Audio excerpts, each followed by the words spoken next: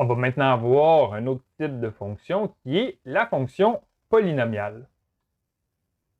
La fonction polynomiale, c'est une fonction qui est exprimée sous la forme A0 plus A1 fois x plus A2 fois x au carré plus A3 fois x exposant 3 plus etc. etc. Et la forme générale, on l'exprime sous la forme AN multiplié par x exposant n et on va descendre comme ça. Ça, c'est une fonction polynomiale de degré n. Donc, la valeur n, c'est la valeur de l'exposant le plus grand dans notre polynôme et le coefficient n doit être plus grand que 0. Il y a déjà quelques fonctions polynomiales qu'on a déjà vues. Premièrement, la fonction constante f de x qui est égale à a0. Ça, c'est une fonction qui est constante. C'est une fonction polynomiale de degré 0. On a également la fonction linéaire f de x qui est égale à a1 multiplié par x plus a0. Ça, c'est la fonction linéaire ou qu'on appelle également ax plus b. Ça, c'est une fonction polynomiale de degré 1. On a aussi la fonction quadratique A2 multiplié par x au carré plus A1 multiplié par x plus A0.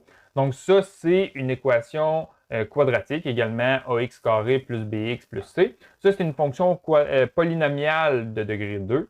Et il existe une infinité de fonctions polynomiales. Dans la fonction polynomiale, il y a deux coefficients qui sont particulièrement importantes et qui vont nous permettre de représenter graphiquement notre polynôme sur un graphique. Les deux coefficients, c'est AN et c'est le degré n ici. Donc, on va prendre premièrement l'exposant le plus élevé. On va prendre n.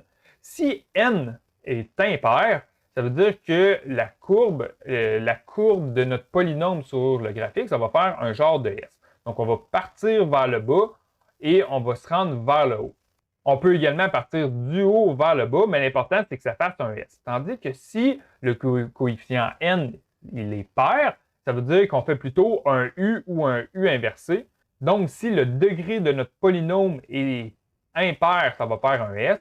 Tandis que si le degré de notre polynôme il est pair, ça va faire un U, soit un U vers le haut ou un U vers le bas.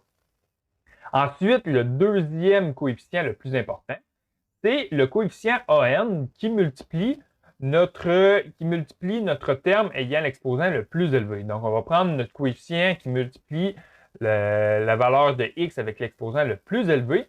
Et si notre coefficient AN il est plus grand que 0 et que n est impair, ça veut dire que notre S il part de vers négatif et se rend vers le positif.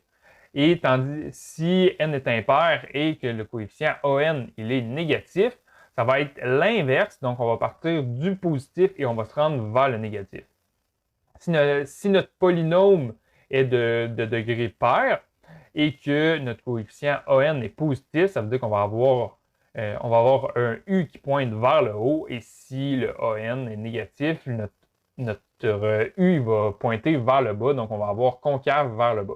Donc, je vous invite à garder ce petit tableau-là à proximité. On va faire quelques exercices à l'instant pour nous pratiquer à travailler avec les fonctions polynomiales.